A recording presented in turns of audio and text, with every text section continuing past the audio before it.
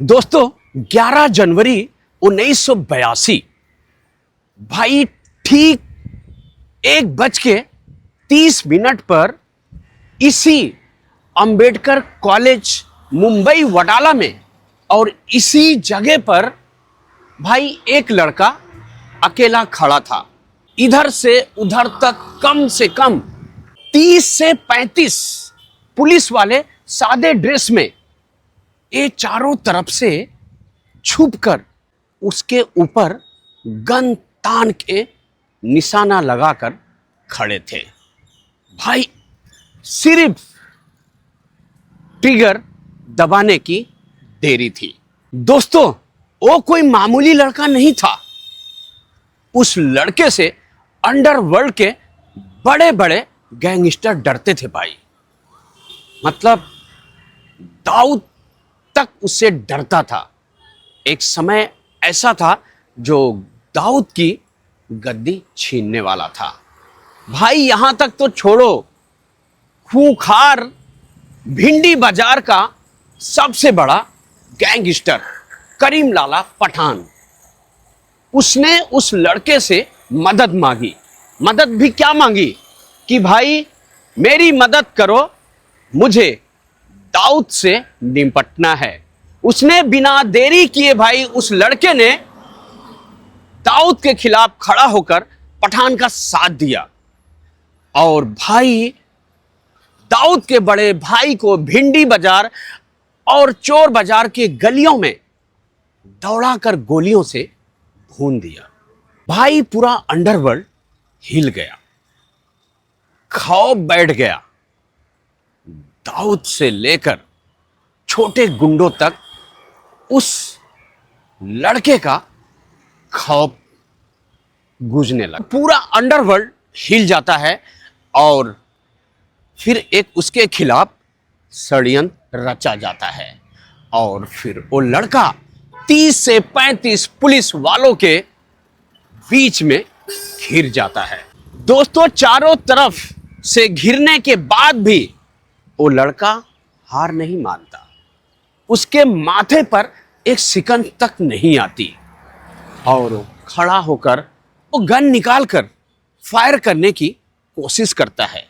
पर अफसोस 30 से 35 गन उसी का इंतजार कर रही थी और चारों तरफ से टिगर दब जाता है और वो भाई इसी रोड पर घायल होकर गिर जाता है। गिरने के बाद भी उसकी अकड़ कम नहीं होती, सिकंस तक नहीं आती। फिर भी वो अपने आप को हिम्मत करके लड़ने की कोशिश करता है। पर भाई पुलिस वालों को उसको देखकर दया आती है और वो लोग उसे गाड़ी में डालकर हॉस्पिटल ले जाने की कोशिश करते हैं। पर अफसोस जाते जाते रास्ते में उसकी मौत हो जाती है। पर भाई वो लड़का एक पढ़ा लिखा शातिर, दिमागदार और कीर्ति कॉलेज से 78% लाया हुआ टॉपर, नाम था माने सुरवे। दोस्तों एक पढ़ा लिखा समझदार नौजवान लड़का आखिर इतना खूंखार गैंगस्टर कैसे बन गया। नमस्कार दोस्तों, आपका हमारे YouTube चैनल जीत वर्ल्ड में स्वागत है। तो दोस्तों आज जो कहानी आपको बताने जा रहा हूं मान्य सुरवे की। भाई इस कहानी को सुनकर आपके रोंगटे खड़े हो जाएंगे। दोस्तों मनोहर अर्जुन सुरवे उर्फ माने सुरवे कीर्ति कॉलेज का होनहार छात्र जो आगे चलकर कानून की पढ़ाई करना चाहता था। लेकिन साल 1969 में एक ऐसी रात आई जो उसकी किस्मत हमेशा के लिए बदल दी। अपने सौतेले भाई भार्गव को एक मामूली सी लड़ाई में बचाते हुए माने सुरवे के हाथों गली का गुंडा दांडेकर का मर्डर हो जाता है। कोर्ट ने बिना रहम किए उम्र कैद की सजा सुनाई और पुणे के यरवदा जेल में भेज दिया। दोस्तों, जेल की चार दीवारी अच्छे अच्छे को तोड़ देती है, लेकिन पढ़े लिखे मानस सुरभि ने जेल से ही मुंबई पुलिस को हिलाने का एक खतरनाक प्लान बनाया, जिसकी कल्पना जेल प्रशासन ने भी नहीं की थी। दोस्तों, एक ऐसा प्लान जिसमें माने सुरभि की जान भी जा सकती थी, और वो भाई प्लान था। दोस्तों, पुणे के यरवदा जेल में माने सुरभि ने रोने धोने के बजाय वहां के गैंगस्टर के साथ मिलकर अपनी एक सीक्रेट फौज तैयार कर ली। मतलब वहां के कैदी अब उसकी एक फौज बनकर तैयार हो चुके थे। भाई वो इतना शातिर था कि वो जेल में ही भूख हड़ताल पर बैठ गया और उसका पूरा साथ दिया वहां के कैदियों ने। दोस्तों, माने सुरभि ने भूख हड़ताल करके अपने आप को इतना बीमार कर लिया कि उसकी हालत खराब होने लगी। जेल प्रशासन और डॉक्टरों ने मिलकर उसे रत्नागिरी नेशनल मोनार्क हॉस्पिटल में शिफ्ट कर दिया। दोस्तों, और यही पुलिस की सबसे बड़ी भूल साबित हुई। दोस्तों, 14 नवंबर 1969 के दिन मान्या सुरभि ने हॉस्पिटल से मौका देखकर खिड़की से कूदकर पुलिस और डॉक्टरों की नज़रों से छूमंतर हो जाता है। मतलब भाई अब वो जेल और हॉस्पिटल से फरार था। तो दोस्तों, अब कहानी शुरू होती है मान्या सुरभि की मुंबई से। तो भाई अब मान्या सुरभि मुंबई आ चुका था और मुंबई आने के बाद वो छोटा मोटा गैंग नहीं बनाना चाहता था। वो छोटे मोटे गुंडे की तरह जीना नहीं चाहता था। भाई उसकी नज़र थी पूरे मुंबई पर। मतलब वो मुंबई पर राज करना चाहता था। और उस समय हाजी मस्तान के डाउन होने के बाद उभरा था दाऊद इब्राहिम। दाऊद इब्राहिम भाई बहुत ज़्यादा शक्तिशाली हो चुका था। अब उसके साम्राज्य को हिलाना कोई मामूली बात नहीं थी, वो बहुत बड़ी बात थी। तो भाई इतनी बड़ी बात कि आपको सोच भी नहीं सकता था कि दाऊद इब्राहिम को टच करते। लेकिन मान्या सुरभि ने हिम्मत दिखाई। दोस्तों, मान्या सुरभि के पास सब कुछ था, सिर्फ एक चीज छोड़कर, ताकत और एक मुंबई में बड़ी फौज। अब उसने क्या चालाकी की, भाई मान्या सुरभि ने दाऊद के सबसे कट्टर दुश्मन करीम लाला मतलब पठान गैंग के भतीजे मोइन खान से हाथ मिलाया। मोइन खान से हाथ मिलाने के बाद अब मान्या सुरभि के पास भाई दिमाग के साथ साथ ताकत भी आ गई थी। मान्या सुरभि के पास खोने के लिए कुछ भी नहीं था, क्योंकि ऑलरेडी वो उम्र कैद की सजा काट रहा था और उसी में वो फरार हो चुका था। तो उसको पता है जेल जाएंगे तो मारे जाएंगे, बाहर रहेंगे तो शान से रहेंगे, मतलब मारेंगे या मरेंगे।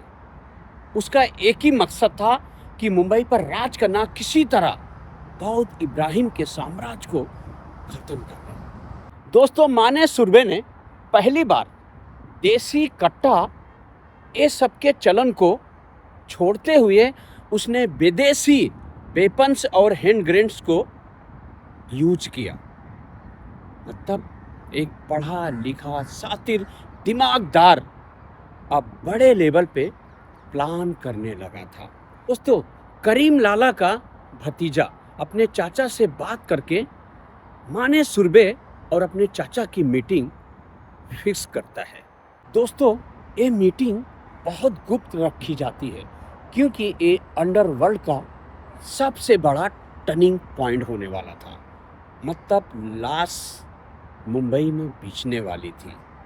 पता नहीं माने सुरभि के दिमाग में क्या चल रहा था। वो प्लान करीम लाला को पूरा समझाने वाला था कि उसके माइंड में क्या है। वो मुंबई को, दाऊद इब्राहिम के साम्राज्य को कैसे ख़त्म करेगा, ये प्लान था। एक रूम में गुप्त मीटिंग रखी जाती है। सिर्फ 4 लोग ही बैठते हैं, क्योंकि अंडरवर्ल्ड में दाऊद इब्राहिम का दबदबा था। मुंबई में उसके जासूस पल पल की खबर दाऊद को दे रहे थे। मतलब वो चारों तरफ से फैले हुए थे। अब भाई यहाँ पर 4 कौन कौन थे? करीम लाला, मोइन खान और एक करीम लाला का सबसे भरोसेमंद साफ शूटर और माने सुरभि, जो मुंबई को अपने कब्जे में करना चाहता था। दोस्तों, माने सुरभि ने जब अपना प्लान वो तीनों लोगों के सामने रखा तो पठान के होश उड़ गए। सब चौकन्ने हो गए भाई, क्योंकि वो प्लान ऐसा था, वो प्लान था दाऊद इब्राहिम के बड़े भाई साबिर कास्कर की हत्या करना। मतलब ये बहुत बड़ा चैलेंज था। चैलेंज इसलिए था क्योंकि भाई साबिर कास्कर के मतलब फौज इतनी बड़ी थी, वो जब चलता था तो कम से कम 10-10 बॉडीगार्ड उसके हथियारों से लैस चलते थे। कहीं कोई गुंजाइश नहीं होती थी कि भाई साबिर को कोई भी कहीं से भी शूट कर सके। तो लेकिन ये प्लान किसका था? माने सुरभि का, एक पढ़ा लिखा नौजवान, जिसने करीम लाला की आंखों में आंख डालकर बोला, ये मेरी जवाबदारी है, क्योंकि मुझे मुंबई चाहिए। दोस्तों, अब यहाँ माने सुरभि और करीम लाला के जासूस साबिर कास्कर के रेकी में लग जाते हैं। मतलब माने सुरभि बोला था कि भाई हम 15 दिन तक उसकी रेकी करेंगे। रेकी में वो कहाँ जाता है, किससे मिलता है और कब अकेला होता है, कब कितने लोग होते हैं, वो सब की जानकारी, और कितने उसके बॉडीगार्ड चलते हैं साथ में। 15 दिन की रेकी चलती है भाई, और बीच बीच में खुद माने सुरभि रेकी संभालता है, खुद मोर्चा संभालता है कि कहाँ जा रहा है और क्या कर रहा है। भाई वो पल एक दिन आ ही जाता है जब माने सुरभि को पक्का सबूत मिलता है कि प्रभात देवी में अपनी प्रेमिका से मिलने साबिर कास्कर जा रहा है।